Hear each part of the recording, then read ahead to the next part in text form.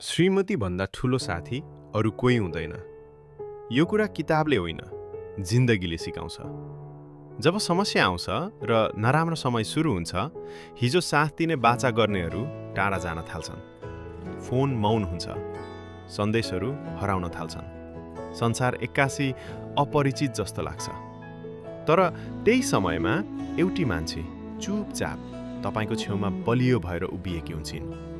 तपाईं ढल्दा उनी सम्हाल्ने हात बन्छिन्। बिरामी हुँदा रातभर जाग्ने आँखा बन्छिन्।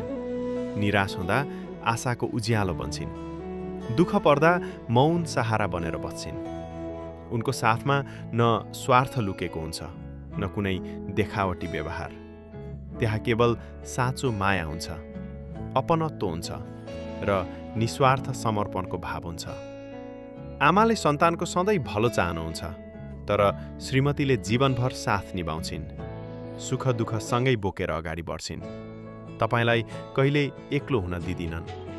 पति पत्नी केवल नामको सम्बन्ध होइन, उनीहरू एकअर्काका असली मित्र हुन्। सल्लाहकार पनि, सहारा पनि र जीवनका सच्चा साथी पनि। दुनियाँ समयसँगै बदलिन सक्छ, तर साँचो जीवनसाथी बदलिँदैन।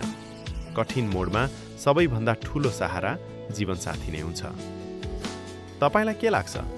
आफ्नो विचार कमेन्टमा लेख्नुहोस्।